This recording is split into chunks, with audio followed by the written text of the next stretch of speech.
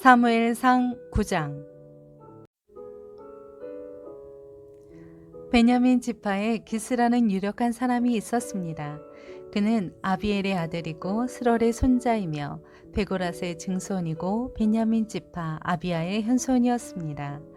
그에게는 사울이라는 아들이 있었는데 그는 눈에 띄게 멋진 젊은이로서 이스라엘 사람들 가운데 그처럼 잘생긴 사람이 없었고 키도 다른 사람들보다 어깨 위만큼 더 컸습니다. 어느 날 사울의 아버지 기스는 자기가 기르던 나귀들을 잃어버리자 아들인 사울에게 말했습니다.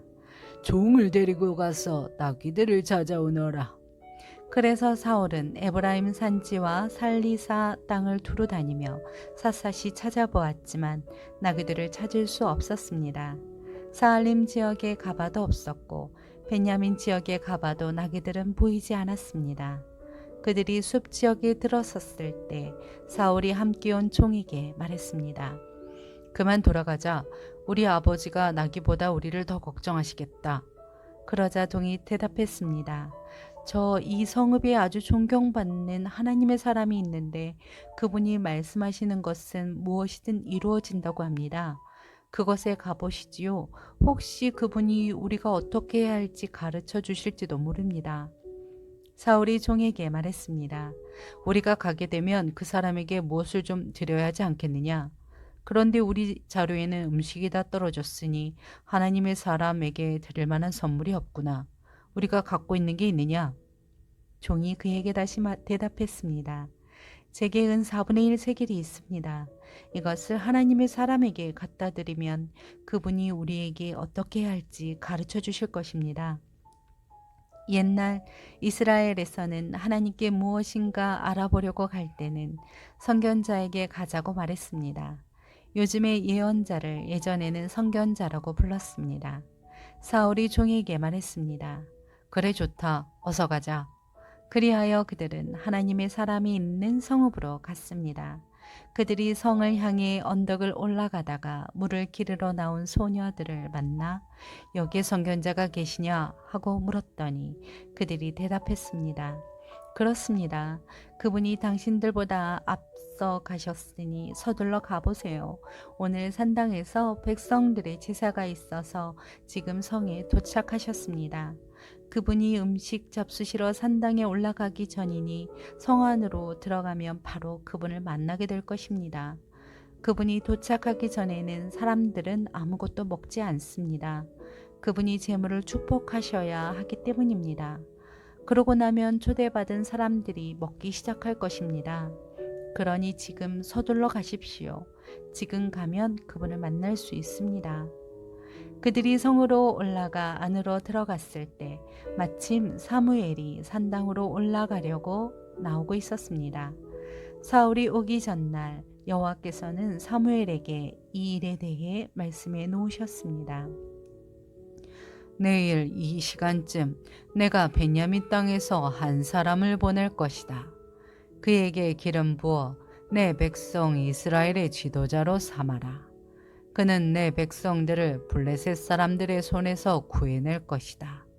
내 백성들이 내게 부르짖는 소리를 듣고 내가 그들을 돌아본 것이다. 사무엘이 사울을 쳐다보자 여호와께서 그에게 말씀하셨습니다.